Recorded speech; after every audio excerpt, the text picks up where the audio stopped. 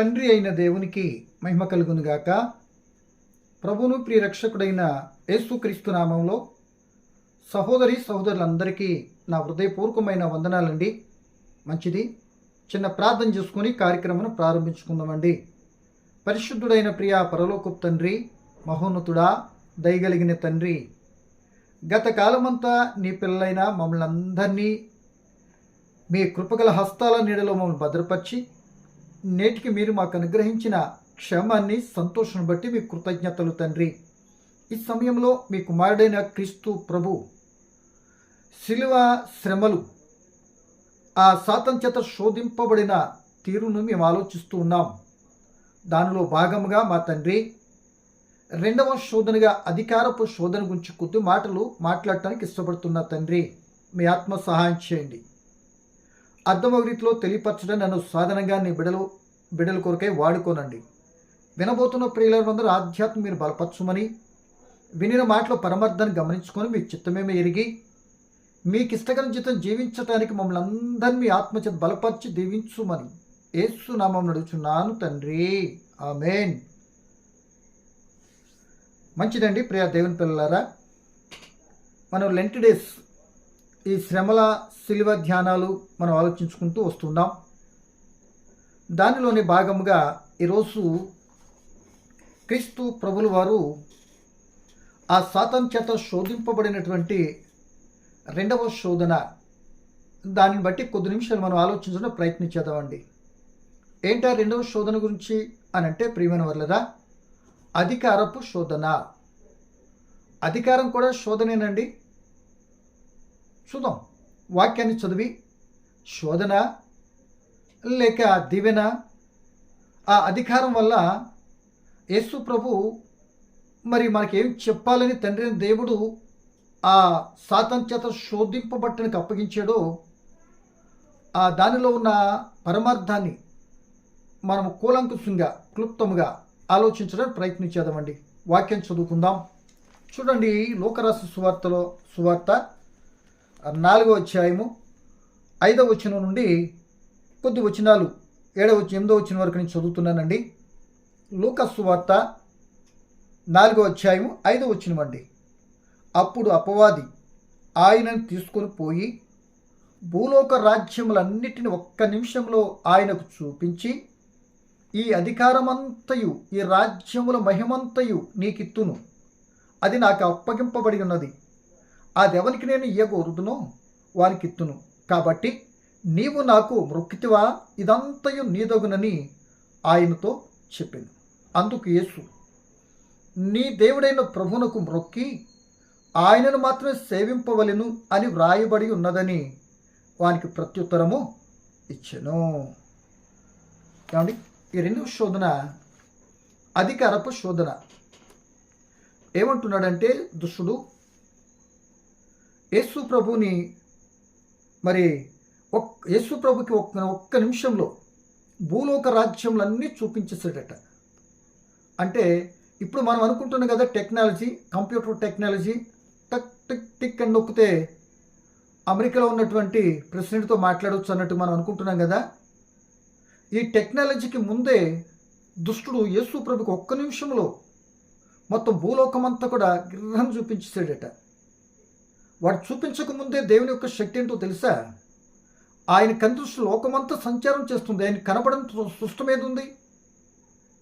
మరలా ఈ దుష్టుడు ఆ తండ్రి దేవుని కుమారుడు క్రీస్తుతో ఒక్క నిమిషంలోనట లోకరాజ్యాలన్నీ కూడా చూపించాడట. చూపించి వాడు అంటున్న మాట ఏంటంటే, ఈ లోకరాజ్యాల అధికారాలన్నీ కూడా నాకు అప్పగింపబడి ఉన్నది అంటున్నాడు. అంటే నాకు అప్పగింపబడింది, అందుకు ఈ రాజ్యాన్ని నువ్వు కానీ ఒక్కసారి నాకు మొక్కితే, ఒక నమస్కారం కానీ చేస్తే, ఇవన్నీ ఉచితంగా నీకు ఇచ్చేస్తా అంటున్నాడు. చూడండి ప్రియ దేవుని పిల్లలారా, సర్వాధికారి అయినటువంటి యేసు దగ్గరకు వచ్చి ఈ అధికారం అంతా కూడా ఇస్తున్నాను అంటున్నాడు. అదేంటో తెలుసా? అత్త సొమ్ము అల్లుడు దానం చేసినట్లుగా ఒక రకంగా మనం ఆలోచించుకొని వచ్చండి. కానీ ఈ సమయాన్ని బట్టి మనం బాగా ఆలోచించేయాలి. చూడండి, భూలోకంలో ఒక మనిషికి ఏ అధికారం రావాలి అన్నా, ఒకటి ఏ అధికారం రావాలన్నా దేవుని దగ్గర నుండి మాత్రం రావాలి. ఇక ఒకవేళ దేవుని దగ్గర నుంచి వచ్చినటువంటి అధికారాన్ని ఒకరు దౌర్జన్యంతోనో తెలివితేటలతోనో మాయ చేసో మభ్యపెట్టో ఆ అధికారం కొట్టేసేటటువంటి అవకాశాలు లోకంలో ఉన్నాయి. కానీ అది కూడా దేవుని అనుగ్రహం ఉంటేనే ఆ అధికారం అవటానికి అవకాశం ఉంటుంది. ఎందుకంటే సర్వ మానవాళి ప్రజలు వీళ్ళందరూ కూడా దేవుని పిల్లలు. ఆయన అందరికీ తండ్రి, ఆయన పరలోకంలో ఉన్నాడు, ఆయన సర్వాధికారి, సమస్తము ఆయన చేత పరిపాలించబడుతుంది. ఆయన ఉన్నవాడు అనువాడు సమస్తమును ఆయన కనుసన్నలోనే జరుగుతూ ఉంటాయి. అంటే ఆయన సర్వాధికారి అయినటువంటి దేవుడు. ఆ దేవునికి భూమి మీద ఉన్న వాళ్ళందరూ పిల్లలు. ఆ పిల్లలందరికీ తండ్రి కనుక ఆయన అందరికీ అధికారి. మాట అర్థమైందండి? ఆ అధికారి తన పిల్లలైన వారికి ఎవరికి ఎప్పుడు ఎక్కడ ఏ విధానాన్ని బట్టి అధికారం ఇవ్వాలో నువ్వు అడిగినా అడగకపోయినా, నువ్వు ఊహించినా ఊహించకపోయినా నీ ఎడలో కొన్ని ప్రణాళికలు కలిగి ఉన్నాడు దేవుడు. తప్పనిసరిగా చిత్త ప్రకారం ఎవరికి ఎప్పుడు ఎక్కడ ఇవ్వాలో అధికారం మాత్రం తప్పనిసరిగా ఇస్తాడు. ఎందుకంటే ఆ తండ్రి శాఖపు శాఖలుగా ఒక్కొరికి క్యాడర్స్ మరి ఆయన నిర్ణయించి ఆ కుటుంబ పరిపాలనలో ఆయన చిత్తప్రకారం జరిగేటటువంటి ప్రణాళికబద్ధంగా అధికారాన్ని అప్పగిస్తాడండి. ఇది మనందరికీ తెలిసిందే.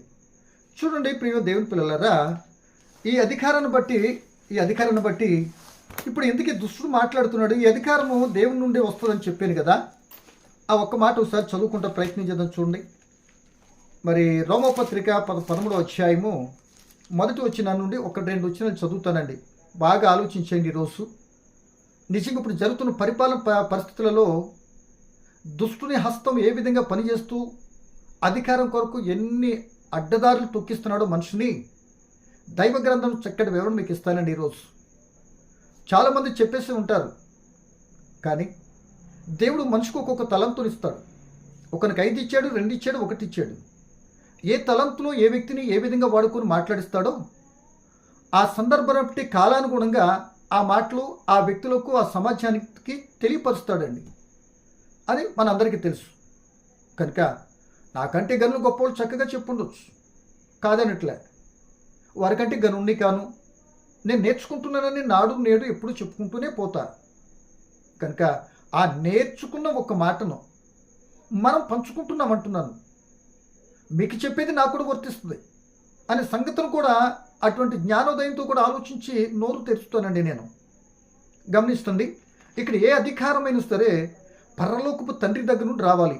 అది ఏ అధికారం ఎలా వచ్చిందో, ఇప్పుడు ఒకవేళ దుష్టుని చేతిలోకి అది ఎలా వెళ్ళిపోయింది? ఇప్పుడు యేసు ప్రభు వచ్చేంతవరకు దుష్టుని చేతిలో ఉంటే లోక అధికారం అంతా కూడా నీకు ఇస్తానంటున్నాడేంటి ఫ్రీగా? అసలు ఎవరైనా ఫ్రీగా అధికారాలు ఇస్తారండి? ఒకళ్ళు ఇస్తానంటే తీసుకోకుండా ఉండేటువంటి ప్రబుద్ధులు లోకంలో ఎవరైనా ఉన్నారా? గమనించండి. కనుక ఏ అధికారమైన దేవుని దగ్గర నుండి వస్తుందన్న మాటను మనం చదువుకుంటే నిజంగానే దేవుడే ఇవ్వాలి అన్న మాట కన్ఫర్మ్, దేవుడు చెప్పేది విషయం మనం కన్ఫర్మ్ చేసుకోవచ్చు. చదువుతాం చూడండి, రోమిల్ రాసిన పత్రిక 13వ అధ్యాయము 1 నుండి. ప్రతివాడును పై అధికారులకు లోబడి ఉండవలెను, ఏలయనగా దేవుని వలన కలిగినది తప్ప మరి ఏ అధికారమును లేదు. ఉన్న అధికారములు దేవుని వలననే నియమింపబడి ఉన్నవి. కాబట్టి అధికారమును ఎదురించువాడు దేవుని నియమమును ఎదిరించుచున్నాడు. ఎదిరించువాడు తన మీదకి తానే శిక్ష తెచ్చుకుందురు. ఏమండి, ఇక్కడ బాగా చక్కటి మాట చెప్తున్నాడండి. అంటే ఏ అధికారమైనా సరే దేవుని నుండి మాత్రం అనుగ్రహింపబడింది. ఒక నువ్వు అనుకోవచ్చు, నీ ఇష్టం వచ్చిన నాకు వచ్చేసింది చేసేసిందని నువ్వు అనుకున్నా, అది రావాలంటే దేవుని హస్తం ఉందన్న సంగతి నువ్వు ఒప్పుకున్నా ఒప్పుకోకపోయినా అది మొత్తం దేవుడు ఇచ్చాడని మాత్రం కన్ఫర్మ్. ఎక్కడి నుండి ఎక్కడ ప్రారంభమైంది అని అంటే ఒకళ్ళ అధికారం అనేది ఒక చిన్న కుటుంబ వ్యవస్థ నుండి, ఆ కుటుంబం పరిపాలించే ఒక తండ్రిగా ఆ కుటుంబ వ్యవస్థ నుండి సుప్రీంకోర్టు జడ్జియో లేకపోతే పిఎంఓ ఎమ్మెల్యేనో ఆ మన విధానంలో ఆ సుపీరియర్ అయిన అధికారి వరకు అక్కడి నుండి క్రిందకి తీసుకుంటే ఈ కుటుంబ వ్యవస్థ ఈ చిన్న దగ్గర ఈ యొక్క తండ్రి దగ్గర నుండి ఈ మధ్యలో పంచాయతీ వార్డు మెంబర్ కూడా అనుకోండి, ఇవన్నీ కూడా ప్రజలందరూ ఆయన పిల్లలు కనుక వాళ్ళపై అధికారాన్ని నిర్ణయించేది తండ్రి. మర్చిపోకండి, ఆయన మాత్రమే ఆ అధికారాన్ని ఇవ్వగలడు. తన పిల్లలపై ఎవరు పడితే వాళ్ళు వచ్చేస్తే తండ్రి ఊరుకుంటాడా ఏంటి? ఆ తండ్రి పిల్లలను ఎలా పడితే వాళ్ళు పరిపాలిస్తే తండ్రి ఒప్పుకుంటాడా ఏంటి? అందరి మనసులు ఎరిగిన వాడు కనుక ఎప్పుడు ఏ అధికారిని ఆ ప్రజలకు ఆ ఏరియాకి నిర్ణయించాలో దేవుడు నిర్ణయిస్తాడు. నీతి యథార్థను అనుసరించేటటువంటి విధానంలో ఉండేటువంటి ఆ దేశము ఆ ప్రాంతము మంచిగా ఉందనుకోండి, చక్కగా వినయ నమ్రతో పరిపాలించే అధికారిని అక్కడ నిర్ణయిస్తాడు. కఠినాత్మలుగా ఎవరిష్టానుసారాలు తిరుగుతున్నారనుకో, ముళ్ళు కర్రతో గుచ్చుతారంట చూడు, అలా గుచ్చేవాడు మాత్రం నాయకుడిని చేస్తాడు. మర్చిపోకండి. గెలిచేసిన తర్వాత ఏంటి మాకు ఎలా చేస్తున్నాడు అలా చేస్తున్నాడు అని తర్వాత ఏవో వాపోతారు. పక్కకు పెట్టండి అవన్నీ. నువ్వు అనుకుంటే గెలవలేదు, నువ్వు వేస్తేనే గెలిచాడు, అదో ఇచ్చుడు. మళ్ళీ నువ్వు అనుకుంటే గెలవలేదు కానీ నువ్వు నొక్కుతేనే గెలిచాడు. చూసుకో, గమనించాలి. నేను చెప్తున్నా, ఈ విధంగా వచ్చినటువంటి అధికారాన్ని బట్టి మనం చూస్తే ప్రియమైన దేవుని పిల్లలారా బాగా గమనించండి. ఒక రోజున యేసు ప్రభువుల వారు కూడా ఏం చేశారంటే, ఇప్పుడు దుష్టుడేమో లోకమంతా లోకాధిక ఒక్క నిమిషం చూపించేసి, ఇదిగో కనబడుతుంది రాజ్యం కదా, ఇదంతా కూడా అదే చెప్పాను కదా ముందే, ఇంక మరోసారి చెప్పనులేండి. ఇదంతా కూడా చూపించి ఇది నీకు ఇచ్చేస్తా, ఫ్రీగా ఇచ్చేస్తా. ఏం చేయాలి? జస్ట్ ఒక నమస్కారం కానీ సాష్టాంగ పడ ఒక నమస్కారం పెట్టేవా, నీకు ఇచ్చేస్తా అంటే యేసు ప్రభు యొక్క నమస్కారములో ఎంత ఆధారపడి ఉంది? ఏది వచ్చేటట్టు అవకాశం ఉంది? ప్రపంచ అధికారం అంతా కూడా చేతులకు వచ్చేటట్టు అవకాశం ఉంది. కానీ ప్రపంచాలు ఎవరి ద్వారా కలిగినవి? ఆయన మాట వల్ల కలిగించాడు తండ్రి చిత్త ప్రకారం. అది మనకి తెలిసిందే. కానీ విషయం దుష్టుడు తెలుసా? బంగారులాగా తెలుసు. మొదటి శోధనలో చెప్పాను, నువ్వు దేవుని కుమారుడు అయితే అన్నాడు. దేవుని కుమారుడు కాదా? నువ్వు అనుకోనంత మాత్రం దేవుని కుమారుడు కాకపోడుగా. నువ్వు ఒప్పుకుంటే ఎంత, ఒప్పుకోపోతే ఎంత. కన్నాయనికి కని వచ్చిన ఆయనకి ఉండటం బంధుత్వం నీకు తెలియపోతే మూసుకో అన్నట్టుగా స్ట్రాంగ్ డోస్ ఇచ్చాడు. నోరు మూసాడు. దానికి లొంగలేదు కనుక ఇక తర్వాత ఫుల్గా కడుపు నిండిన తర్వాత మనిషి కోరుకునేది ఏంటంటే అధికారం. ఏమండి, ఈ రోజున కడుపు నిండిన ప్రతి బిడ్డ కోరుకునేది ఏంటంటే, లోకంలో ఆటగాడు కానీ, యాక్టర్ కానీ, డాక్టర్ కానీ, ఏమండి, లేకపోతే కోటీశ్వరులు కానీ, మరొకరు కానీ కలిగినటువంటి విధానంతో ఉన్నటువంటి కడుపు నిండినటువంటి వ్యక్తి కోరుకునే మొట్టమొదటి ఆలోచన తెలిసాక ఎక్కువ శాతం అధికారం, పెత్తనం చెలాయించాలి. తనకున్నటువంటి హోదాను బట్టి, ఆ ధనాన్ని బట్టి, ఆ పేరును బట్టి అని చూస్తాడు. కనుక తనకు తాను చూడాలనుకున్న ప్రయత్నం చేసినప్పుడు అది రాకపోవచ్చు. కానీ మూలను కూర్చున్న వ్యక్తిని దేవుడు అనుకున్నాడా? తీసుకొచ్చి మాత్రం సింహాసనం ఎక్కిస్తాడు. దించడం ఎవరి తరము కూడా కాదు. ఇప్పుడు మనం మాట్లాడుతున్న మాట ఏంటంటే, ప్రియమైన దేవుని పిల్లలారా, ఆలోచించిన ప్రభువుని బట్టి మీకు జ్ఞాపకం చేస్తున్నాను. అధికారము దేవుడే ఇవ్వాలి. నీకు కుటుంబాన్ని కట్టింది ఆయనే కదా. మనకి వెనకెళ్ళండి, ఆయనే కదా యజమాని చేసింది. పిల్లల్ని ఇచ్చాడు, నువ్వు ఒక అధికారివి. ముందు కుటుంబాన్ని పరిపాలిస్తున్నావు, నేర్చుకో పూర్తిగా. ఆ భార్య మనసు ఏంటో, నీకు దేవుడు ఇచ్చిన బిడ్డల యొక్క అవసరత ఏంటో, అసలు దేవుడు ఎందుకు నన్ను అధికారం చేశాడో, ఎందుకని ప్రణాళిక ఏంటో, ఉద్దేశం, ఇది ఏడవలేం. ఇది గ్రహించడం మనిషి ఎక్కడికో కొండలెక్కి ఎవరినో పరిపాలిస్తాడని వెళ్తాడు. కానీ ఇంట్లో ఈగల మోత, బయట పలకీలు మోత అంటే అనేక మంది నాయకులు తొంత ఇలాగే తగలాడుతుంది. అవునా కదండి? అదంతా మన కుటుంబాలు లేవా? అక్కడ దాకెందుకు? కనుక నా ప్రియమైన సోదరుడా, అధికారాన్ని సొంతంగా ఏదో కావాలని కోరుకున్నంత మాత్రం వచ్చేద్దని భ్రమపడకు. ఒకళ్ళు కావాలనుకుని పరుగులు తీస్తే నీ ధనము, నీ పరిస్థితి కూడా జలజల రాల్చేసి దులిపేసి నేను తీసుకెళ్ళి మూలం కూర్చోబెడతాడు. ఎవరికి ఇవ్వాలో వాళ్ళకే ఇస్తాడు. ఈ విషయం తెలిసిన తర్వాత ప్రతి మనిషి అసలు అధికారం నువ్వు ఎందుకు కోరుకుంటున్నావో, లేకపోతే ఏది నీకు నువ్వు కోరుకుంటున్నావో, లేకపోతే కావాలంటే ఇస్తాడు కదా దేవుడు, ఆయన దగ్గరికి వెళ్ళేవా? ఆయన అడిగేవా? కనుక అధికారము ఇస్తాను అని అంటే ఎవరైనా సరే ఎంతటికైనా దిగజారిపోతారండి. ఏదో ఒక వార్డు నెంబర్ ఇస్తారంటే చాలు ఎంతటికైనా దిగజారిపోతారు. ఎంతటికంటే ఎంత బానిస తత్వం కానీ దిగజారిపోయారు. కాళ్ళు ఏళ్ళు ఏదైనా ఏది చేయమంటే చేసేస్తారు. దేనికి? చిన్న వార్డు నెంబర్కి. కానీ ఏసేమంటున్నాడు, ఈ లోకపు అధికారము దేవుని చిత్తానికి అవధేయుని చేస్తుంది, దేవుని చిత్తాన్ని అనుసరించకుండా దూరపరుస్తుంది. కనుక అది నాకెందుకు? నేను బ్రతికించి పోషించి నడిపిస్తున్నటువంటి దేవుడు ఆయన విడిచిపెట్టి లోకంలో ఉన్నటువంటి ప్రజలను నాకుగా కోరుకునేది కావాలనుకునే తత్వంలోకి వెళితే దేవునికి దూరం చేస్తాయి. దేవునికి దూరమైన తర్వాత నీకు ఎంత అధికారం, పేరు, ప్రఖ్యాతి, పలుకుబడి, ఆస్తి, అంతస్తులు అనుకోండి, అవన్నీ ఎందుకు పనిచేస్తాయి తెలుసా? 4 గీక్కుంటా పనికిరావండి. ఏమండి, ఒక నలతో కలతో వచ్చింది అనుకోండి, అవి దారి ఖర్చులకి హాస్పిటల్ కూడా వెళ్తావు, పనికిరావండి. అవసరమా? గమనించండి. అని ప్రభుని బట్టి ప్రేమతో మీరు తెలియపరుస్తున్నా. ఇంకా చెప్పబోతున్న కొద్ది మాటలు వింటే మైండ్ బ్లాక్ అవుతుంది అంటే అలా అయిపోతుందండి. ఎందుకంటే ఈ అధికార దాహంతో మనుషుడు ఎంతటికైనా తెగించేస్తున్నాడు.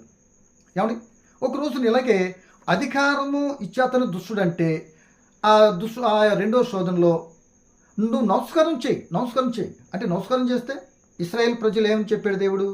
ఎవ్వరికి సాష్టాంగ పడకూడదు, విగ్రహారాధన చేయకూడదు. అది కాకపోతే దుష్టుడికి నమస్కారమా? ఏమండి, ఒకసారి ఆలోచించండి.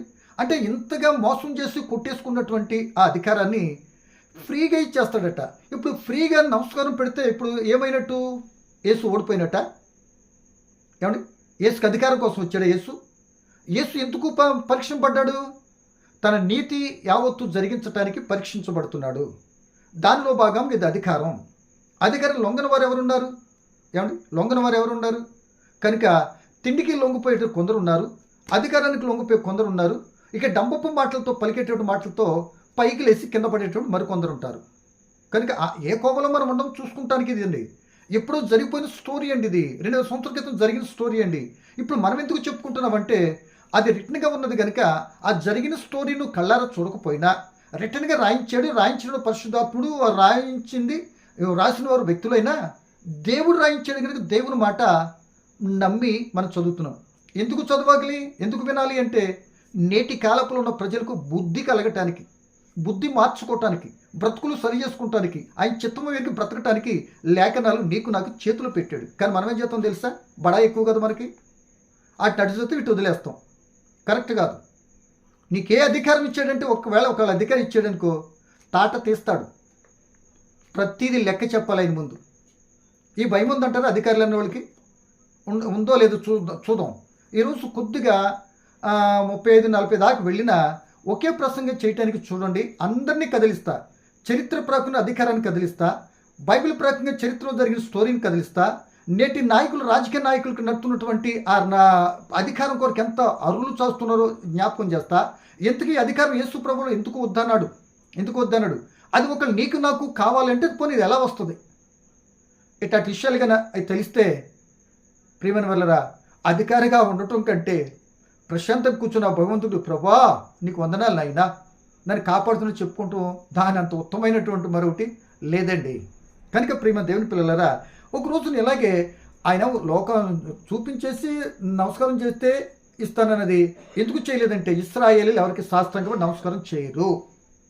ఏమండి, ఒక రోజున బబులోను దేశంలో కూడా ఇదిగో ఈ యొక్క ప్రతిమకు నొక్కకపోతే ఏం చేస్తాను? అగ్ని కూడా వేసుకో. ఏంటి అంటే నువ్వు అనుకుంటున్నావు నువ్వు అగ్నిలో వేస్తే మేము కాలిపోతాం అనుకుంటున్నావు. మేము కాలిపోయి బ్రతకాలో చావాలో, మేము బ్రతకుండాలో చనిపోవాలో నిర్ణయించేది నీ అగ్ని కాదు, నువ్వు పెట్టుకున్న శాసనం కాదు కదా. ఆ దేవుని చేతిలో ఉన్న మేము మొక్కమన్నారు. ఇశ్రాయేలు కనుక వాళ్ళు మొక్కుకొని నిలబడ్డారు. అప్పుడు ఉన్న వాళ్ళందరూ కూడా తుడిచిపెట్టుకుపోయారు. ఇలా దేవుని కొరకు నిలబడేటటువంటి చరిత్రలో నిలిచిపోతారు. దేవుని కొరకు మంచి పనులు చేసేటటువంటి చరిత్రలో నిలబెట్టి అనేక మంది సాక్షిగా బ్రతికిస్తాడు. నేటి క్రైస్తవ జనాంగమా, ఎందుకు దేవుని కొరకు సాక్షిగా బ్రతకలేకపోతున్నాం అంటే కారణం ఎక్కడో లొల్లి, విశ్వాసంలో కొరత, ఏదేదో లోక సంబంధమైనటువంటి పరిపాలన, లోక సంబంధం ఏదో కావాలో పోగేసుకుంటే నీకు క్రీస్తు ప్రభు అర్థమైన మాత్రం కాడు. లోకముద్ద నాశ గతించిపోతుంది. ఏమంటే వాక్యం చెప్పేది అదే కదా. ఇది అగ్ని కొరకు నిల్వ చేయబడింది అంటాడు పేతురు గారు. ఇది మనందరికీ తెలుసుండి మోసపోయేటటువంటి ప్రబుద్ధులు ఎవరైనా ఉన్నారు అంటే నాకు తెలిసి నేటి క్రైస్తవులే. ఇక లోకంలోనంటవా తెలియక మోసపోతున్నారు. మన మీద బెటర్ అంటా నేనైతే. ఏమంటారు? ఎలవై అంటారు అనుకోండి.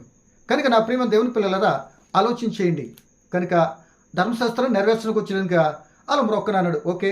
ఇంకోటి సాతానికి లైవ్ పత్రిక వచ్చాడు కనుక సాతాను ఎదిరించాడు కానీ ఆయన ఏం చెప్పాడు? వ్రాయబడి ఉన్నదాన్ని చెప్పాడు. ఎక్కడ వ్రాయబడి ఉంది? ద్వితీయోపదేశకాండం 6వ అధ్యాయంలో 8వ అధ్యాయంలో రాయబడిన మాటను తెలియపరిచి, అంటే ఆ దేవునికి తప్ప ఎవరికి మొక్కకూడదు. ఇప్పుడు యేసుప్రభు ఈ మాట ఎందుకు అన్నాడు? ధర్మశాస్త్రం యేసుప్రభు కాలంలో ఉంది, కానీ ఈ మాటని ఎందుకు అక్కడ మెన్షన్ చేశాడంటే క్రీస్తు ప్రభుల వారు ఆనాటి ఇశ్రాయేలీలు అరణ్యంలో ఉన్నప్పుడు దేవుణ్ణి దూడగా మార్చేసి దానికి పూజలు చేసి నమస్కారం పెట్టేశారు, దండం పెట్టారు. దూడ నువ్వే దేవుడివి. మళ్ళీ దానికి ఆపాదించినటువంటి పరిస్థితి ఏంటి తెలుసా? నువ్వే మమ్మల్ని ఐగుప్తులో నడిపించిన దూడ, అసలు నీకు జీవం లేదు, వాటి చేతులతో పోస్తుంది, అది దేవుడట. వీళ్ళకి బుద్ధి జ్ఞానాలు ఉన్నాయా ఆనాటి కాలంలో, ఆ సందర్భంలో ఉన్న ప్రజలకు? అంటే లేవు అని చెప్పాలి. ఏమండి, నా ప్రియ, అందుకే వీళ్ళు లోబడిన ప్రజలు అన్నాడు ఆయన. ఏమండి, కనుక ఆ సీన్ నుండి ధర్మశాస్త్రం వచ్చిన తర్వాత ఏమన్నాడంటే, దేవుడు మోషే ధర్మశాస్త్రం తీసుకొచ్చిన తర్వాత ఇక ఏమన్నాడు, ఏం చెప్పాడు, ఇక ఆ ధర్మశాస్త్రం ప్రకారం ఎవరైనా బొమ్మకు మొక్కితే అంతే అన్నాడు, విగ్రహారాధన అని చెప్పాడు. కనుక అందుకే యేసుప్రభు ధర్మశాస్త్రం నెరవేర్చడానికి వచ్చిన ఆయన కూడా మొక్కలేదు. సరే, కొద్ది రోజులు ముందుకు వెళ్ళిన తర్వాత యేసుప్రభు జీవితంలో ఏం జరిగిందంటే, ప్రియమ దేవుని పిల్లలారా, యోహాను సువార్త 6వ అధ్యాయము 15వ వచనంలో ఈ ప్రజలందరూ కలిసి యేసుప్రభు సువార్త పరిచర్యలో చక్కటి బోధలు, వీళ్ళు చక్కగా వస్తుంటే రొట్లు మొక్కలు చేపలు మస్తుగా పెట్టేస్తున్నాడు. కనుక అబ్బా, ఇప్పుడు పరిపాలించిన రాజులు అందట్లో ఈ రాజు బాగుండట్టున్నాడే అంటే ఆయన చెదరించుకున్నారు, మావాడు కాదన్నారు. ఏమండి, చాలా పుట్టుకలోనైతే హీనాతిహీనంగా చూశారు. ఇవన్నీ పోయి ఎప్పుడైతే యేసు ప్రభువులు చక్కగా భోజనాలు పెడుతూ చక్కటి బోధలు చేస్తున్నాడో, బోధకు ఆశ్చర్యపడుతూ అని చేసి గొప్ప కార్యం చేయించుకుంటూ ముందుకు వెళ్ళిపోతున్న సందర్భంలో ఇలాంటి రాజు ఈ కార్యం చేసేవాడు మనకు రాజుగా ఉంటే ఎంత బాగుంటుంది అని అనుకొని దేవుని ప్రమేయం లేకుండానే వీళ్ళకి వీళ్ళు నిర్ణయం చేసుకుని రాజును చేసి అనుకున్నారట. ఏం జరిగిందో వాక్యం చదువు చూడండి. యోహాను రాసిన సువార్త 6వ అధ్యాయం 15వ వచనం నేను చదువుతున్నానండి. యోహాను సువార్త 6వ అధ్యాయము 15వ వచనం అండి. ఇక్కడ 6వ అధ్యాయము 15వ వచనం చూడండి. 6వ అధ్యాయం 15వ వచనం చదువుతున్నాను. రాజును చేయుటకు వారు వచ్చి తను బలవంతంగా పట్టుకొని పోతున్నారని యేసు ఎరిగి మరలా కొండకి ఒంటరిగా వెళ్ళిపోయాడట. ముందేమో దుష్టుడు ఫ్రీగా చేస్తానన్నాడు. సరే, యేసు అక్కడ లొంగలేదు కనుక ఇప్పుడు ప్రజలను ప్రేరేపించి చేస్తున్న కార్యాలకు ప్రజలు ప్రేరణ పెరిగిపోయి, ఇదిగో రా నేను రాజును చేస్తాను బలవంతం పెట్టారట. ఏమంటే ఈ రోజున వచ్చిన పదవి ఇస్తానని బలవంతం పెట్టాలేంటండి? ఒక మాట పలికితే చాలు ఆ చుట్టూ బెల్లం మీద ఏలాగా తిరుగుతాం వాళ్ళ చుట్టూ. వాళ్ళు ఏ పనికి మాది పని చెప్పినా సరే చేసేస్తారు. ఇది ఇచ్చిన పదవి కోసం. పోనీ పదవులు శాశ్వతమా అంటే శాశ్వతం కాదు. ఉన్నటువంటి రోజులు కొద్దిగా చేయటానికి, ఏదో పేరు గొప్ప ఘనతలు సంపాదించుకోవటానికి దీని మీద ఆశపడతారు. అవి ఏం చేస్తాయి కొద్ది రోజుల తర్వాత పీకి పోస్ట్ కింద పెడుతుంది. ఏమండి, దీని భాగ్యానిక ఒకసారి ఆలోచించేయండి. ఇప్పుడు నిన్ను అటు కోరుకోవద్దు అన్నట్లే, నీకు ఆశ వద్దు అని నేను ఇచ్చేయట్లే. నీ ఆశ గలపని తృప్తిపరుస్తానని క్రైస్తవ జనాంగమా మనకు చెప్తున్న మాట. ఒక నీకు కావాలంటే ఒక సక్రమైన మార్గం ఒకటి ఉంది, క్రమమైనటువంటి విధానం ఒకటి ఉంది. ఆ సక్రమంగా వెళ్ళే మార్గం చూడాలని వంకర మార్గం ఎదుర్కొంటే నీ వంకర ఎదురుకెళ్ళిన తర్వాత పొయ్యిలో పెట్టి కాల్చేస్తాడు. ఏంటది? యుగాలు కాలే అగ్నిలో. అవసరమా మనకి? ఏమండి, నీకు ఇచ్చిన పనిని విడిచిపెట్టేస్తావా? నీకున్న పనిని పక్కన పెడతావా? లేనిపోయిన బోరు నెత్తి మీద వేసుకుంటావా? నిజంగానే నీ యొక్క ప్రవర్తన తీరు మంచిదైతే, నీతి న్యాయాలు అనుసరిస్తూ ఉన్నట్లయితే నిన్ను పిలిచి దండేస్తారు. నీ మాట వినగానే అనేక మంది ఎంత చక్కగా మాట్లాడుతున్నారండి ఆ బ్రదర్ గారు, ఆ అయ్యగారు, లేదా ఆయన, నిజంగా అలాంటి ఆయన ఉంటే మనకు కూడా ఈ నీతి న్యాయాలు నేర్పిస్తాడేమో అన్నట్టుగా కోరుకోవాలి. కానీ మనమే పరిగమలుతా అనుకుంటామా? అలాంటి వాడు నాయకుడు కావాలంటాం. అదే కదా లోకం జరుగుతున్న తీరు. కానీ కోరుకున్న యేసు లాంటి ఆయన వీళ్ళు కోరుకున్న అందమే. కానీ ఈ లోక అధికారం అంతా కూడా అప్పటికి దుష్టుని చేతిలో ఉంది కనుక ఆ దుష్టుని చేతిని బట్టి చూస్తే నేనేమైపోతాను, దూరం అయిపోతాను. కనుక ఏ అధికారం అయినా సరే వస్తే దేవుని నుండి రావాలి. కానీ మీరు ఇవ్వటం ఏంటి, మీరు నన్ను చేయటం ఏంటి, ఏమండి మీరు నన్ను చేయటం ఏంటి అని ప్రజల దగ్గర ఒంటరిగా కొండకి వెళ్ళిపోయారు. ఎందుకని? అసలు విషయం వీళ్ళకి తెలుసో తెలీదా? ఈ ప్రజలకి, ఆ యోధా జనాంగమే వాళ్ళు కూడా, వీళ్ళకి తెలుసో తెలీదా? తెలుసు. ఆయన పుట్టుకతోనే రాజు. ఏమండి, ఆయన పుట్టుకతోనే రాజు. పుట్టుకతో రాజులకు పుట్టినటువంటి చరిత్రలు ఎవరు లేరండి. ప్రజల చేత రాజుగా చేయబడినటువంటి వారు ఉన్నారు. ఎంత పుట్టుకతో రాజు కుటుంబంలో పుట్టినా ఆ కొడుకును మరలా రాజుగా సింహాసనం ఎక్కితేనే రాజు అవుతాడండి. మనకు అందరికీ తెలిసిందే. కానీ పుట్టుకతోనే రాజు, బ్రతుకులో రాజు, జీవించటంలో రాజు, సిలువేయబట్టంలో రాజు, తిరిగి లేవటంలో రాజు, ఏమండి పరలోకం ఆరోహణం అవటంలో రాజు, మరలా తిరిగి రావటంలో రాజులకు రాజుగా వస్తున్నాడు. ఆయన రాజును చేయటం వీళ్ళు. ఆయన తలుచుకుంటే ఏమవుతుందో తెలుసా? ఆయన తలుచుకుని ఒక మాట పలికితే ఏమైపోతుందో తెలుసా? కనుక ప్రియ దేవుని పిల్లలరా, ఒక్కసారి మనసు పెట్టి ఆలోచించాలని ప్రభుని బట్టి నేనైతే జ్ఞాపకం చేస్తున్నా. దీన్ని కూడా ఒప్పుకుండా వెళ్ళిపోయాడు. కనుక ఇప్పుడు మనకు కావాల్సింది ఏంటంటే, ఏ అధికారం అని దేవుని దగ్గర నుండి వస్తుందని మనం అనుకున్నాం కనుక ఇప్పుడు బైబిల్ చరిత్రలోకి వెళ్ళి కొందరు వారు రాజులు కావాలనుకొని, ఇంతకీ అసలు అధికారం ఎక్కడ ఇప్పుడు సాతాను చేతిలోకి వచ్చిందని మాట ఇంపార్టెంట్ అండి. అది తెలిస్తే ఈ అధికారం ఎలా చెక్కల ముక్కలుగా ఎలా జరుగుతుంది, అధికారానికి అంత దోపిడీకి, అంత పరిస్థితికి ఎలా మరి సమాజంలో వ్యక్తులు ఇంతగా మూర్ఖులుగా, పశుప్రాయులుగా, హంతకులుగా ఎందుకు మారిపోతున్నారు అనేది మనం ఆలోచించవచ్చండి. ఈ అధికారం మొట్టమొదట మనం చూసినట్లయితే ఇది ఒక కుటుంబ వ్యవస్థ నుండే ప్రారంభమైంది. ఆ కుటుంబ వ్యవస్థను చూసుకుంటూనే కానీ ఆనాటి ఉన్నటువంటి సుస్తంత్రుని పర్సన్ అంతా కూడా పరిపాలించే అధికారము సర్వాధికారి అయిన దేవుడు తన కుమారుడైనటువంటి ఆదాం గారికి మొట్టమొదటి ఇచ్చాడండి. మనకు తెలిసిందే కదా, ఇంకా వివరంలోకి వెళ్ళవసరం లేదు. ఆది కాండం చూసుకుంటే మనకు కనబడుతుంది. ఆ అధికారాన్ని ఎంతవరకు దేవుని యొక్క ఆశలు పెట్టుకున్న ఆశల ప్రకారం నడిపించాడో తెలియదు, టైం తెలియదు. కానీ ఒకనొక రోజున రాకుడనోడు తోటలోనికి వచ్చాడు. మీకు అందరికి తెలుసు, సర్పరూపంలో మాట్లాడే సర్పరూపంలో వచ్చి మొత్తం మీద వాళ్ళు డిమ్మి కొట్టించాడు. దేవుడిచ్చినటువంటి సౌఖ్యము, అధికారం, పరిస్థితి అంతా కూడా ప్రియమైన బిడ్డలారా ఆ సాతానికి దారగత్వం చేసి, అంటే సాతాను చేతిలో ఓడిపోయారు కనుక అక్కడ ఉన్నదంతా కూడా హస్తగతం చేసుకొని వాడిని ఆ సాతాను సర్పం వారినే తన గ్రిప్లోకి తెచ్చేసుకున్నాడు. దేవుడు అడిగాడు, సంజేసి సరిగ్గా లేదు, ఎట్టికెళ్ళకు. దేవుడు మనిషికి ఇచ్చినటువంటి అధికారాన్ని ఎవరి చేతులకు అప్పగించారు? ఇప్పుడు మనిషి దుష్టుల చేతులకు అప్పగించాడు.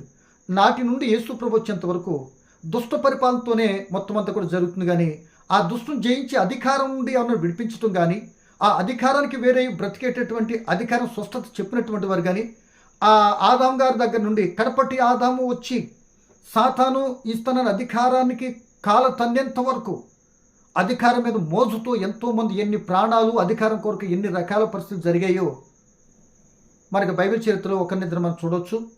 ఆ అధికారము ప్రియ దేవుని పిల్లలారా, ఈ అధికారం దేవుడే ఇవ్వాలి అని కదా. ఆ యేసు ఆ అధికారము అధికారాన్ని అంతా కూడా మానవ చేతుల తన పిల్లలైన చేతుల నుండి అధికారం లాగేసుకున్నాడు కనుక ఆ అధికారంలో నుండి తన పిల్లలను విడిపించి సాతాను అధికారానికి ఇక నుండి స్వస్తి చెప్పి దేవుని అధికారములోనికి అవ్వ ఆదాములు దుష్టునికి లోను కాక క్రితం ముందుటి కాలంలో ఎంతైతే దేంతో చక్కటి సాహసం కలిగి అన్నీ ఆయన చూసుకొని ఆయన పరిపాలన కింద ఎంత సౌఖ్యంగా ఉన్నారో అటువంటి సౌఖ్యంలో తీసుకొని రావటానికి సాతాను అధికారంలో నుండి అంధకార అధికారం నుండి విడిపించడానికే దేవుడు ప్రియదేవుని బిడ్డలారా శోధింపబడ్డాడు. అంటే దాని అర్థం పరీక్షింపబడ్డాడు. ఆ అధికారాన్ని బట్టి అధికారానికి అప్పటికి అందరూ లొంగిపోతున్నారు, అందరూ దాసోహమైపోతున్నారు. అధికారం కొరకు ఎన్నో అసలు బంధు ప్రీతి లేదు, తల్లి కొడుకు కూతురు బంధు అనే బంధుత్వమే లేకుండా ఎంతటికైనా తెగించేస్తున్నారు అధికారం కొరకు. అంటే దాంట్లో అంతగా ఉంది, అంత ప్రాణపాయ పరిస్థితి ఉంది. పోనీ అధికారం శాశ్వతం అంటే కొద్ది రోజుల కాలం, పోనీ మనం శాశ్వతం ఎన్ని రోజులు ఉంటామంటే అది కొద్ది రోజులే. ఈ కొద్ది రోజుల పాటుకి ఇంత అదురుపాట ఏమండి? నీకు ఏదైనా కావాలి అంటే ఎవరు ఇవ్వాలి? మరో పాట అడిగిన మిమ్మల్ని అందరినీ వింటున్న వాళ్ళరా, అసలు నీకంటే ఏదైనా కలిగి ఉందంటే ఎవరు ఇచ్చారు నీకు? అసలు నువ్వు ఉన్నావంటే ఎవరు నిన్ను ఉంచారు? ఏమండి? నీకంటూ పిల్లలు కానీ మంచి కానీ చెడు కానీ ఏదైనా నువ్వు కలిగి ఉన్నావంటే ఎవరు తాతగారు సొత్తు? మీ నాన్న వాళ్ళని తెచ్చి ఇచ్చారేంటి? పోనీ అనుకో, వాళ్ళకి ఎక్కడ ఇచ్చారు? వాళ్ళకి ఎవరు ఇచ్చారు? ఇదంతా దేవునిది. ఒకవేళ బైబిల్ చెప్తున్న మాట తిమోతి పత్రిక 6:6-7 వచనాల్లో చెప్తే, మొదటి తిమోతి 6:7 వచనాల్లో ఇలాగే చెప్తుంది. అదే మాట ప్రపంచంలో ముక్త కంఠంతో ఒప్పుకుంటుంది. మనం ఈ లోకంలోకి ఏమీ తెలియదురా, వెళ్ళిపోయేటప్పుడు తీసుకొని వెళ్ళిపోతాం రా. మరి మధ్యలో వచ్చింది ఎవరిది? ఈ బ్రతుకు కాలంలో నీకు ఏదైనా కలిగి ఉన్నవంటే ఎవరిది అంటే దేవునిది. నువ్వంటే ఏదైనా కలిగి ఉన్నవంటే దేవుని కృప ద్వారా నీకు దేవుడు ఇచ్చాడు. ఏమండి? ఏదైనా సరే నీకు ఉన్నదంటే దేవుడే ఇచ్చాడు. ఇప్పుడు నీకు లేనిదేంటి చెప్పు? నీకు లేనిదేంటి? ఆయన ఇవ్వందేంటి? నీ దగ్గర ఉన్నది. ఇప్పుడు కావాల్సింది అధికారమా? తింటా కనివ్వండి కదా, అధికారమా? అది కూడా ఇస్తాడు. ఎంతమందిని అధికారులు చేయలేదు? చేసే విషయం సక్రమంగా చేసిన అధికారులు చరిత్రలో నిలిచిపోయారు. అక్రమంగా వచ్చినటువంటి వారు చరిత్రలో గల్లంతైపోయి బ్యాడ్ అధికారులుగా, దేవునికి వ్యతిరేకంగా అధికారం కావాలనుకొని వెళ్ళినటువంటి వాళ్ళు ఒక తారతమ్యత లేకుండా ఉంటారు కనుక వాళ్ళు తొందరగా చట్టం ముగించేసాడు, చరిత్రలో తుడిచిపెట్టేసాడు. వాళ్ళని వాళ్ళు తలుచుకుంటూనే అసహ్యతకు లేకపోతే అపవిత్రతకు గుర్తుగా వాళ్ళు మిగిలిపోయారు. మరి ఇప్పుడు నేను మనం కోరుకునేది సక్రమైన అధికారం మీద ఉంటే దాని యొక్క క్రమం ఏంటో దాని ప్రకారం వెళ్ళాలా? ఏదో ఒకవేళ రకరకాలైనటువంటి సులభం కొరకు డబ్బు పరిస్థితి అన్నీ ఉన్నాయి కనుక పెత్తనం కొరకే మన ఇష్టం వచ్చిన ప్రవర్తించాలా అంటే మన ఇష్టం వచ్చిన ప్రవర్తిస్తే ఇష్టం కానిటువంటి కష్టమైన ప్రదేశంలో పంపించడం దేవుడికి అంత కష్టమేమీ కాదు. Dead easy. నువ్వు చేసుకున్న నెత్తి మీద రప్పించడం పెద్ద కష్టమేముంది అనే సంగతి ఆలోచించుకొని మనం చేస్తే ఎంతటికైనా ధన్యులు అవుతామండి. లేదంటే మన చిట్ట మనం చింపుకున్నట్టే. కనుక ఈ అధికార ఆదాయంలో వచ్చిన తర్వాత దుష్టుని చేతిలోకి వెళ్ళింది. అక్కడ నుండిన తర్వాత కొన్ని బైబిల్ చరిత్రలో ఒక తండ్రి కొడుకులు అధికారాన్ని బట్టి ఎంత దౌర్భాగ్య పరిస్థితిలో వచ్చేసారో ఒక ఈ విషయం చెప్తాను. ఏమండి, ఎవరు అంటే మీకు అర్థమైపోయి ఉంటుంది ప్రియమదేవి ఎవరై ఉంటారు అంటే అబ్షలోము గారు. అబ్షలోము గారి కొడుకు, దావీదు గారి కొడుకు అబ్షలోము గారు. ఏమండి, పోనీ అబ్షలోము అందగాడే, ఆర్యాల మోడ అన్నట్టుగా మంచి తల కుర్రులతో మంచి అందగాడు. అందం ఉంది కానీ మొత్తం మీద ఆయనకి వివేకం మాత్రం లేదు. ఎంత అందం ఉంటేనే ప్రియ దేని బిడ్డలారా ఉండవలసిందే, లేకపోతే వృధా కదా. ఏమండి, వృధా కదా. కనుక ఈ అబ్షలోము ఏమంత మంచోడు కాదు, అన్నం చంపినట్టు హంతకుడు. ఈ హంతకుడు ఒక రోజున తండ్రి దావీదు గారు రాజుగా ఉన్నప్పుడు ఆ రాజ్యంలోనికి తీర్పు కొరకే వస్తున్న ప్రజలందరినీ అక్కడ వచ్చేటటువంటి ఆపి, ఇదిగో మా నాన్న మంచోడు కాదు, మా నాన్నకి తీర్పు తీర్చడం రాదు, ఒకళ్ళు మీకే ఉన్న ఈ వ్యాజ్యాలు అంటే గొడవలు ఏంటంటే నా దగ్గర నేను చక్కదిద్దాను తెలుసా అని అంటూ మొత్తం మీద ప్రజలందరినీ ఆయన ఒప్పి తిప్పుకొని ఒక్కసారిగా తండ్రి మీద అటాక్ చేశాడు. ఈ విషయం తండ్రికి తెలిసింది. వెంటనే రాజ్యాన్ని వదిలి, అంటే అబ్షలోముకి రాజ్యాన్ని వదిలేసి ఎక్కడికి వెళ్ళిపోయాడు? అరణ్యంలోనికి వెళ్ళిపోయాడు. మొత్తం మీద అబ్షలోము కొడుకు అంటే దావీదు గారి కొడుకు అన్యాక్రాంతంగా తండ్రిని కొట్టేసి లేకపోతే తండ్రిని తోసేసి రాజ్యానికి వచ్చేసాడు. చూసారా, అధికారం కొరకు తండ్రి పెంచాడే, ఇంత బాధ్యతకిని చేశాడే అనేటువంటి ఆలోచన ఉందంటారా? ఏమండి, అధికారం కొరకు తండ్రిని ఏం చేశాడు? పక్కకు పంపించాడు, అంటే తోలిస్తాడు. ఆయన చూసి పారిపోయాడు, అరణ్యంలోకి వెళ్ళిపోయాడు. అక్కడికి వెళ్తే పోనీ అక్కడ ఊరుకున్నాడా? ఇక ఎలాగైనా చంపేయాలి తండ్రిని అని యుద్ధం ప్రకటించాడు. ఆ అరణ్యంలోకి వెళ్ళి యుద్ధం ప్రకటించాడు. కానీ తెలియని రీతిగా ఆ యుద్ధంలో చెట్టు కొమ్మకి తన కురులు చెట్టు కొమ్మకి తగిలిపోయి ఏం చేస్తే తెలుసా, ఎవడు దిక్కులేని చౌజ్ వచ్చాడు. ఎవరో అబ్షలోము గారు. మరలా అలా తిరిగి దావీదు గారు రాజ్యానికి వచ్చాడు. అంటే ఈ మాట ఎందుకు చెప్తున్నానంటే, ఆ అరణ్యంలో ఉన్నప్పుడు కూడా కొడుకు విధానం ఏమో తండ్రిని చంపాలి, రాజ్యం కావాలనుకుంటున్నాడు. తండ్రి ఏమో కొడుకు బ్రతుకుండాలి అని తండ్రి కోరుకుంటున్నాడు. తండ్రి ప్రేమ ఏంటో చూసేవా, ఆఖరి రక్తం పొట్టేదో మనం మాట్లాడుతాం కదా, ఆ చివరి క్షణకులు మనం ఎన్ని చేసినా ఆ ప్రేమ చచ్చిపోదండి. కనుక ఆ ప్రేమను పంచడానికి మనం ఉన్నా సరే ఆ ప్రేమను పొందుకోకుండా వాళ్ళ క్రియలు వాళ్ళు చంపేస్తున్నాయండి ఈరోజు. అవునా కదా? అది అభిషేకంలో అంటాడు, తండ్రి మీద తిరిగిబడి రాజ్యానికి వచ్చాడు. ఒక న్యాయసమ్మతమైతే తండ్రి తర్వాత ఆయనే రావచ్చు కదా, ఆయనే వస్తాడు కదా. అమ్నోని ఎలాగో చంపేశాడు కదా, మన హంతకుడు కదా. కనుక ఇవన్నీ మీరు చదువుకున్నట్టే నేను మాటలు చెప్తాను, చదవటానికి టైం లేదు కనుక మీరు 2వ సమూయేలు గ్రంథం 14, 15, 16, 17, 18 ఈ 5 అధ్యాయాలు చదివి ఈ 2 మాటలు మీకు కరెక్ట్గా అర్థమవుద్ది. పోనీ అలాగే రాజు అయిన తర్వాత ఈ యొక్క ఎంత దౌర్భాగ్య పని చేస్తాడో తెలుసా? ఎవరు? అబ్షలోము. దావీదు గారు ఉపపత్నులు, భార్యలుగా ఉన్నటువంటి ఉపపత్నుల దగ్గరికి వెళ్ళిపోయి వాళ్ళతో కూడాడు. అది నీచమైనటువంటి పని అప్పటి కాలంలో. కానీ అంత దౌర్భాగ్య పని చేశాడు. అందుకే అంత కఠినమైన శిక్ష తండ్రి మీద ఇచ్చేసాడు. అంటే దీని అర్థం ఏంటంటే, అధికార దాహం కానీ ఒక వ్యక్తికి ఉందంటే ఆ అధికార దాహం తల్లి, పిల్ల, చెల్లి, బంధుప్రీతి అనేది, రక్త సంబంధం అనే దానికి ఏది అడ్డు రాదండి. ఎంతటికైనా తెగించేస్తాడు మనిషి. ఎందుకంటే అధికారం కావాలి, ఎందుకంటే ధనం ఉంది కదా, ఇక తర్వాత పెత్తందారితనం కావాలి అని కోరుకునేటువంటి లక్షణం దుష్టు లక్షణం అనే సంగతిని మర్చిపోకండి. రెండవది, అతలి అనేటువంటి ఆమె స్త్రీ ఉందండి. ఆమె మరి యెహోరాము గారి యొక్క భార్య, వాళ్ళ కొడుకు అహాజ్యా. ఆ యుద్ధంలో అహాజ్యా చనిపోతే యెహూ చేతిలో వెంటనే ఏం చేసిందంటే అధికారం కొరకు ఆ యోధా జాతి ప్రజలో ఉన్నటువంటి కుమారులందరినీ చంపేసిందండి. ఏమండి, ఆ యోధరాజుల యొక్క కుమారులందరినీ కూడా చంపేస్తుంది. ఇది ఎక్కడ మనకు కనబడుతుందంటే, ప్రియమైన వాళ్ళరా, మీరు చూసిన 2వ దినవృత్తాంతాలు 22వ అధ్యాయం మీరు చదివితే ఆ రాజ్యం ఉంటుంది. మాట చెప్తున్నాను, గమనించండి. నాకు చెప్పడానికి చాలా విషయాలు ఉన్నాయి, కొద్దిగా వివరణార్థం చెప్పడానికి కనుక రిఫరెన్స్ ఇస్తున్నాను, మీరు చదవండి. అలా ఉందో లేదో చూసుకోండి. తర్వాత నా స్క్రీన్ మీద నెంబర్ కనపడుతుంది, తప్పనిసరిగా లెఫ్ట్ రైట్ ఇచ్చేయండి నాకు.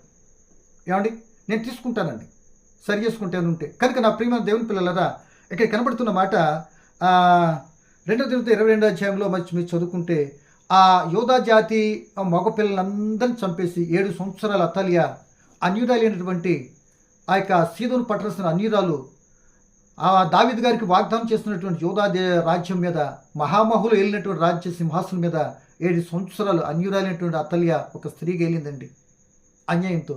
తర్వాత కుక్క సాగు వచ్చిందండి, మందిరంలోకి వస్తుంటే తీసుకొచ్చి పొడిచేస్తారండి పట్టుకొని. ఆ పని అంటే దేవుని చిత్తము కాకుండా నువ్వు వంకరగేటి వెళ్ళినా జరిగే పరిస్థితితో పరిణామంగా ఉంటుంది. కానీ దేవుని చిత్త ప్రకారం అధికారం ఇచ్చాడా? 100 నారైనా 10, 20 అంటారు చేస్తారా?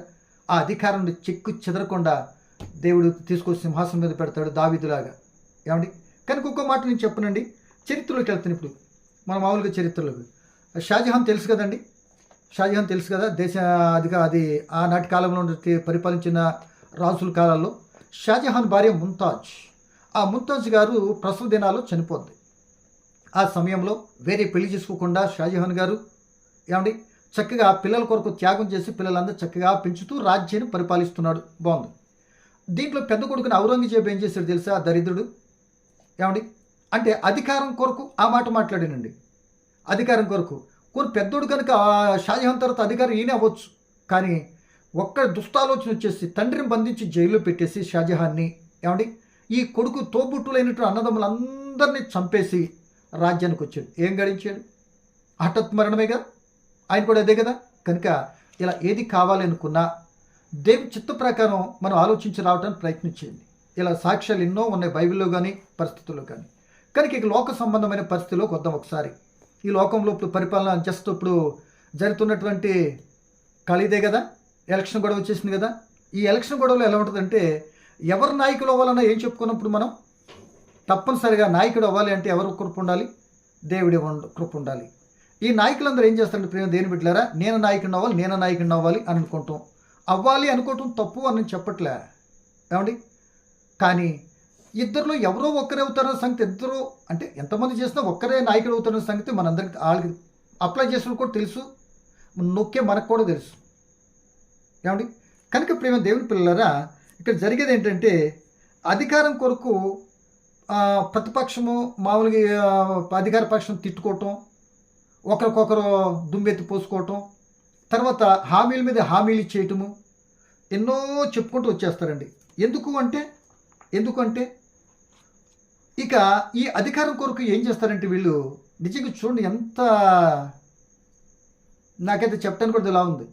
ఎంత మన లోకంలో పనికి మళ్తాను ఉన్నాను అనుకోండి, నేనే మురుకుతోనూ లేకపోతే ఇంకో రకంగా ఉన్నాను అనుకోండి, వచ్చి చేతులు పట్టేసుకుంటారు, ఎక్కకుండా గడప ఎక్కేస్తారు, చెప్పకుండా అబద్ధాలు మాట్లాడేస్తారు, అడ్డమైన గడి తినేసినట్టుగా చెప్పేస్తారు. ఏవైనా సరే ఒక్కటి సరి చేసుకోలేరు రేపొద్దుటి. అధికారం కొరకు ఏదేం చేస్తారు. ఇంకోటి ఏంటి తెలుసా? ఆఖరికి ఈ అధికారం కొరకు ఎవడన్నా అడ్డుగా వస్తే వాళ్ళు లేపేయటని చూస్తారు. ఎవరన్నా అడ్డు వస్తే ఆ విధానానికి ఎంతటికైనా తెగించేస్తారు. అంత మాత్రమే కాదండి ఓయ్. కానీ వీళ్ళు పలికే మాట్లాడు వాటర్లు దేవుడు. కానీ వాటర్లు దేవుడు అంటే ఏళ్ళు చుట్టూ తిరగటం మానేసి మరలా ఈ ఓటు కావాల్సిన అధికారం కొరకు ఎక్కడికి వస్తారు తెలుసా? వేషాలు మార్చేస్తారు. అధికారం కొరకు వేషాలు మార్చేస్తారు. వస్తా క్రైస్తవులు కూడా వస్తాను, కొద్ది లేట్ అయినా వస్తానని చెప్పిన క్రైస్తవులు కూడా వస్తాను, మనతంతా కూడా చూసుకుందాం మనం కూడా. ఏమండి? కనుక ఇక్కడ క్రైస్తవులు ఇది వేషాలు మార్చి ఏం చేస్తారు తెలుసండి? ఏమండి? ముస్లిం దగ్గరికి వెళ్తే టోపీ పెట్టుకెళ్తాడు. నేను ఎవరినే తెలుసా అన్నట్టుగా వేషధారణ. క్రైస్తవుల దగ్గరికి వస్తే ఏం పడతారు? సిలువ అన్నట్టుగా యేసు ప్రభు ఇది అన్నట్టుగా అక్కడ చెప్పేస్తారు. ఏమండి? ఇక హైందవ సోదరులు పెద్ద బొట్టు పెట్టుకొని ఆ డ్రెస్ దానికి సంబంధించి వేసేసుకుంటారండి. ఇకపోతే రైతుల దగ్గరికి వెళ్ళారనుకోండి, బాగా గమనించండి, నేను అబ్జర్వేషన్ చేసిన మాటలు చెప్తున్నానండి. నేను చూస్తున్న పరిస్థితిని తప్పనిసరిగా బుర్రలోకి ఎక్కించుకొని పేపర్ మీద రాసుకుంటానండి. కొన్ని విషయాలు వచ్చి ఎక్కడ చూస్తున్నా నా తత్వం అదండి. కనుక ఈ రైతుల దగ్గరికి వెళ్ళారనుకో, పెద్ద నాయకుల భుజం మీద పెట్టుకొని నేను ఒక రైతుని అంటారు. అంటే ఏ వేషం అయితే ఆ వేషం. మీకు మానుపాము అంటారు తెలుసండి? మీకు కొల్లేటు కనుక మాకు తెలుసు. మానుపాము అంటారు. పాములాగా నడితే దాన్ని కూడా తింటారు. ఈ మానుపాము ఏం చేస్తుంటే తలకాయ చూపించినప్పుడు ఏముందంటే నేను చేపలో పెద్ద చేపనట్టు చెళ్ళు మన కొడుతుంది నీటిని, అంటే పెద్ద చేప అనుకున్నట్టుగా మనుషులు నమ్మేస్తుంది. తర్వాత తోక ఫ్లాట్గా పాములాగా ఉంటుంది. ఆ తోకలోకి వచ్చి నేను పాముని అని అడుగుతాయి. కానీ ఎంతకేది ఇది? ఇటు పాము కాదు, ఇటు చేప కాదు. దీని పేరేంటి? ఏమంటే మానుగు పాము అంటారు. తినవచ్చు. ఏమండి? అలా చేసేటువంటి విధానంలో అంతగా దిగజారిపోతారు. కనుక ప్రియమ దేవుని పిల్లలారా, ఇక తర్వాత అన్ని గుడుల్లోకి వెళ్ళిపోతారు. దేవుళ్ళే వాటర్లే దేవుళ్ళు అనుకుంటే అన్ని గుళ్ళకి వెళ్ళిపోయి ప్రార్థన చేయించుకుంటారు, పూజలు చేయించుకుంటారు, నమాజ్ చేయించుకుంటారు, కొబ్బరికాయలు కొడతారు, మాకు వచ్చి కానుకలు ఇస్తారు. మీ ఇష్టం ఇక ఏదైనా. ఇప్పుడు ఇంతకీ ఏం కావాలి వీళ్ళకి అంటే అధికారానికి ఇన్ని కావాలా? కానీ దేవుడు ఏమంటున్నాడు? ఎవరికైనా అధికారం ఇవ్వాలి అంటే నా చేతిలో ఉంది. నువ్వు ఎన్ని డ్రామాలు ఇస్తున్నంత మాత్రం నువ్వు అధికారం అవుతావని ఛాన్స్ లేదు. నువ్వు ఏదో దురుద్దేశంతో నాయకుడు అవ్వాలంటే నీలో ఉన్నటువంటి ధనబలం చూసావు చీపురి పెట్టి తుడిచేసి మళ్ళీ ప్లాట్ఫామ్ మీద నిలబెడతారు. కొందరిని చూస్తున్నాక ఎంతమంది చూడలేదు ఈరోజు. కానీ ఆశ మాత్రం పెట్టుకుంటావు. నేను కాదంటలేదని గమనించడం ప్రభుని బట్టి మీకు జ్ఞాపకం చేస్తున్నా. కనుక ప్రియ దేవుని పిల్లలరా, ఈ అధికారం కొరకు భర్త మీద భార్య పోటీ చేసేద్ది, కొడుకు మీద తండ్రి చేసేస్తాడు, అన్న మీద తమ్ముడు చేసేస్తాడు. ఒక్కడు కాదు కదా, ఇక బంధుత్వాలు ఏమీ అడ్డురో. ఎందుకని? అధికారం అంటే అంత పిచ్చేంటి, అంత దాహం ఏంటి, అంత కసేంటి అని అంటే దానిలో ఇచ్చేటటువంటి ఆనందము, దానిలో ఇచ్చేటువంటి పెత్తందారితనం, దానిలో దించిన పలుకుబడి, దానికి అడిక్ట్ అయిపోయి ఎంతకైనా సెగిస్తారు. పోన్లే అనుకో, పోనీ శాశ్వతమా?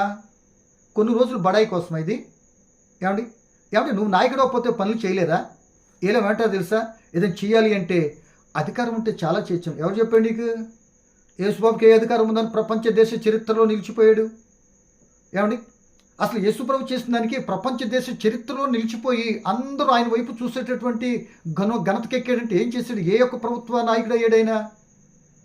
ఏమండి కనుక యేసు తండ్రి అయిన దేవుడు ఏ అధికారం ఇస్తాడో, ఇప్పుడు ఎక్కడ ఎవరికి ఇవ్వాలో అలా ఇస్తాడండి. పోనీ ఇచ్చిన బైబిల్లో చెప్పమంటారు ఒకళ్ళిద్దరిని. ఇప్పుడు షడ్రక్, మేషక్, అబేద్నెగో, దానియేలు, యోసేపులు ఉంటారండి. వీళ్ళు ఏమంతా గనులలు. వాళ్ళు ఇరువురు అయితే ఐగుప్తు దేశంలో బానిసగానే జైల్లో ఉన్నాడు. అటువంటి ఆ వ్యక్తి తీసుకొచ్చి నాయకుని చేశాడు. ఇక్కడ బానిస బ్రతుకు బబులోన్ దేశంలో. వీళ్ళు నాయకులు అవ్వాలని ఎవరు తెలుసుకున్నారు? ఆ ఊరు అనుకున్నారు బానిసలు నాయకులు అవ్వాలని అనుకున్నారా? మీరు ఒకటి గమనించండి, ఇక్కడ చాలా పర్యాలు మీరు గ్రామాలు కానీ పరిస్థితులు కానీ అబ్జర్వేషన్ చేసినట్లయితే ఏ నాయకుడైనా సరే బయట ఊరు నుండి వచ్చి ఇక్కడ నాయకుడు అవుతాడు. గ్రామాల్లో సరే బయట ఊరు వచ్చి ఇక్కడ కూడా నాయకుడు అవుతాడు. ఇప్పుడు నాయకులకు చూసుకుని నాయకులు లెక్కలోకి వెళ్ళినప్పుడు ఎమ్మెల్యేలు అవుతున్నటువంటి వారు అసలు ఈ ఏరియా కానుడు ఏమా ఈ ఏరియాలో నాయకుడు అవుతాడు. దేన్ని బట్టి? పార్టీని బట్టి. ఏమండి కనుక ఇప్పుడు ఇక్కడ వాళ్ళు అనుకుంటున్నారు అలాగే అవుతున్నారు. ఆ అధికారం కూడా ఇవ్వాల్సింది దేవుడే. ఇప్పుడు బబులోన్ దేశంలో ఎవరు? బానిసలు. వాళ్ళు అనుకుంటారండి బానిసలు మాపై అధికారం చెలాయించాలనుకుంటారా? అనుకోరుగా. ఈ లోకంలో కూడా అనుకుంటారా? ఇప్పుడు తక్కువ కులం ఎస్సీలు వాళ్ళు ఏదైనా నాయకుడు అయిపోవాలని అవుతారా? అసలు అవ్వాలంటే దేశ చరిత్రలో ఎస్సీలే నిత్యము పరిపాలించే నాయకుడిగా ఉండాలి. ఎట్టగో తెలుసా? ఎస్సీ యొక్క కౌంటింగ్ ఎంత? 80% దగ్గర 70% అబౌవ్ ఉంటారు ఎస్సీలందరూ కలిసి. మిగతా జాతులు 20%. 20% సింహాసనం ఎక్కుతాడు, 80% కాళ్ళు పట్టుకుంటాడు. ఏమండి ఒకసారి ఆలోచించండి. ఆయన ప్రభుని బట్టి ప్రేమతో మీకు తెలియపరుస్తున్నా, వాస్తవాన్ని మీ ముందు పెడుతున్నా.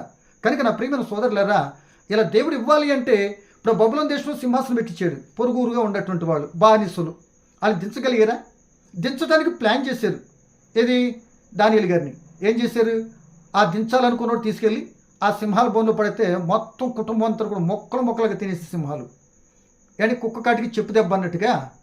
ఏమండి ఆ భగవంతుడు ఇచ్చిన దాన్ని నువ్వు తీయాలనుకోండి, నీ వల్ల వద్దా? ఆ దానియేలు గారి సంగతి దీన్ని బట్టి మనకు అర్థమవుతుంది. దేవుడు ఇవ్వాలండి అనే సంగతిని అలా ఐగుప్తు దేశంలో అధికారం చేశారు, ప్రధానమంత్రిని చేశారు. ఏమండి అలా ఆ ఊరు ఎవరు తీశారు? ఎవరు తీయగలిగారా? పరిపాలన చేయలేదా? కనుక ఇంక జస్ట్ 3 నిమిషాల్లో నేను ముగించక ఇష్టపడుతున్నా. చూడండి ప్రియమ దేవుని పిల్లలారా, మీరు బాగా గమనించినట్లయితే చూడండి, ఏ అధికారం ఇస్తే దేవుని నుండి వస్తా అనుకున్నాం కనుక ఈ రోజున క్రైస్తవులు కూడా ఈ తగలాటం బాగా ఎక్కువైపోయిందండి. దేవుడు ఏం చెప్పాడంటే సంఘానికి రక్షణ పొందుకొని దుష్టుని చేతిలో ఉండి వేరవుతున్నట్టు సంఘంగా ఏర్పడ్డారు కనుక మీలో సంకటితం ఉండాలి. మీలో ఆత్మృతి కనుక ఆత్మకుల ఐక్యతను కాపాడుకుంటూ మీరు ధన్యులు.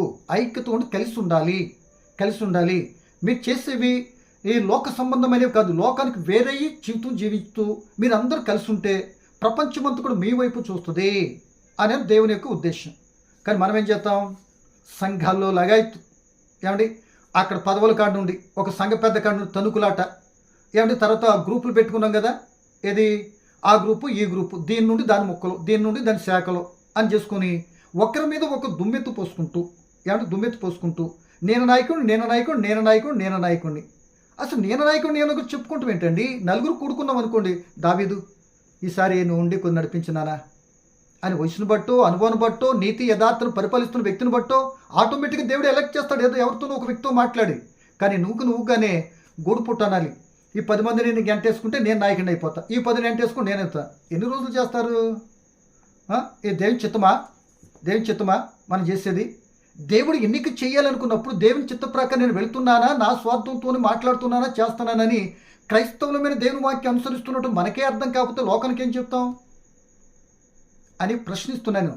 ప్రియమైన దేవుని పిల్లలు ఆలోచించేయండి ఏ రోజున.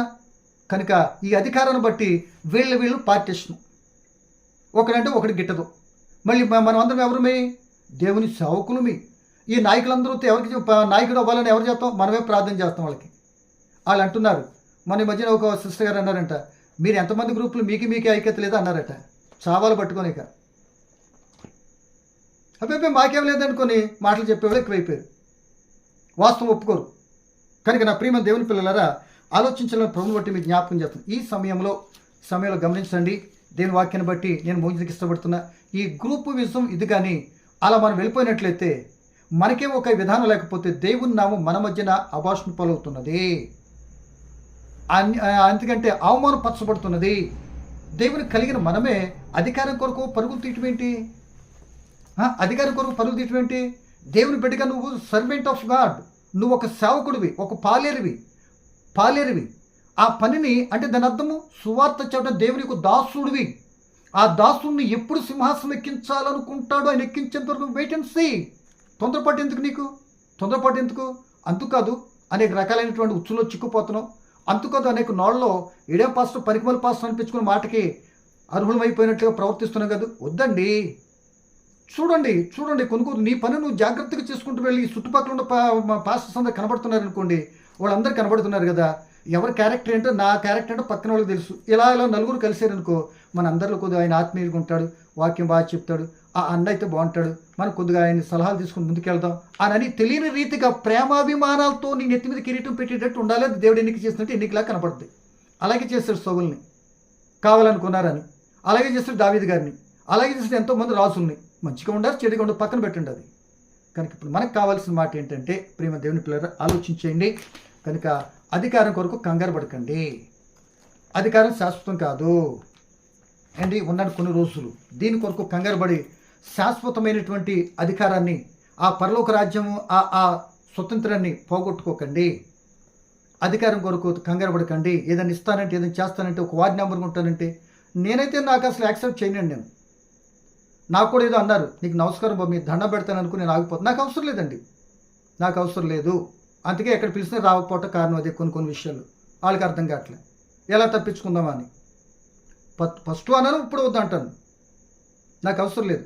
అవసరమైతే ఆ గ్రూప్లో ఉన్నప్పుడు ఏదైనా పాలేతనం అంటారు చూడండి, శుభ్రం కడిగేది తుడిచేది చెప్పమానండి.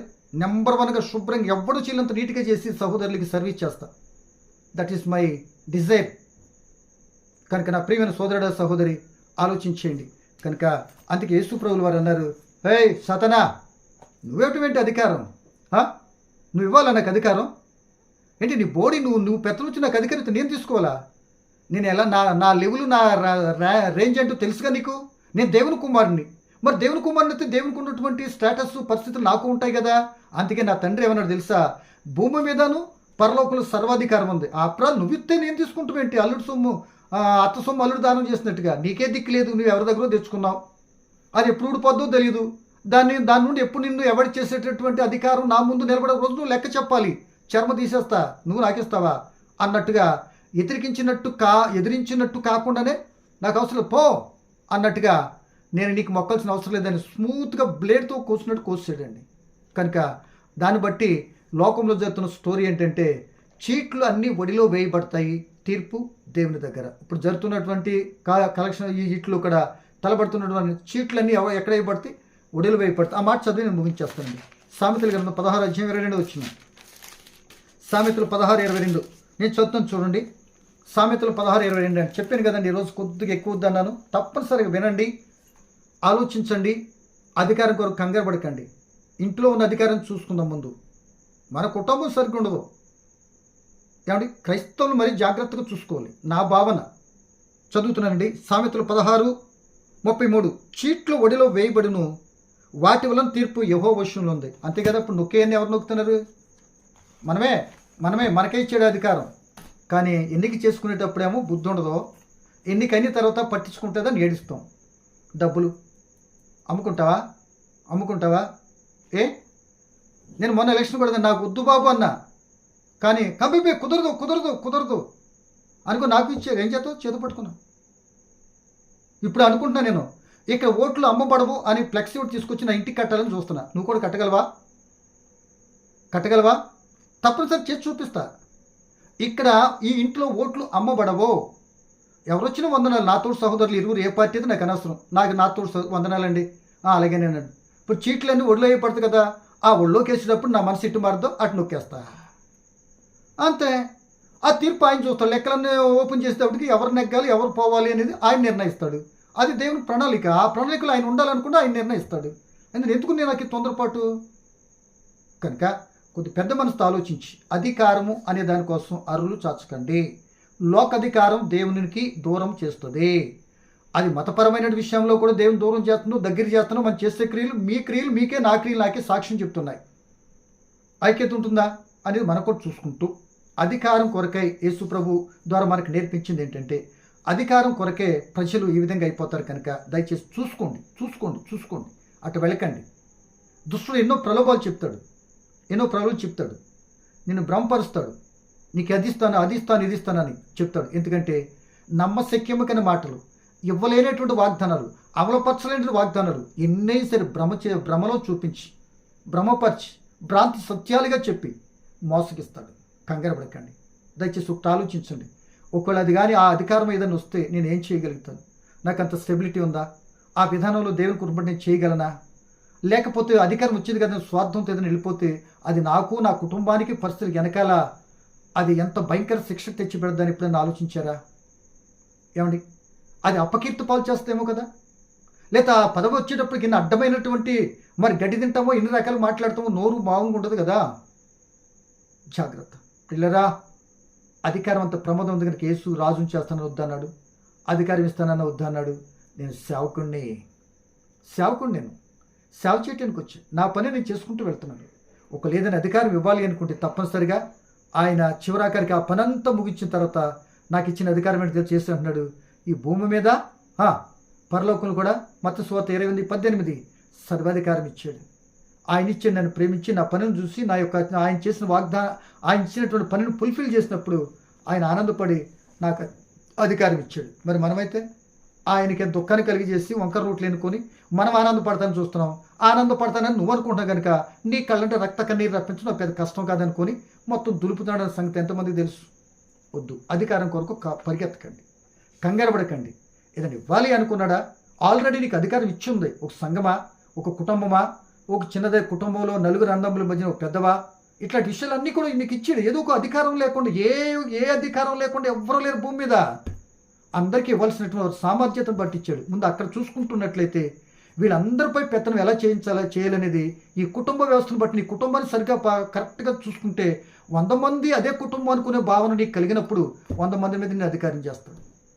లేదు 100 మందిని దోసుకొచ్చి నీ కుటుంబాన్ని పెట్టాలనుకుంటే నీ కుటుంబాన్ని చిన్నబనం చేస్తాడు, చీపురు పెట్టి తుడిచేస్తాడు. వద్దు.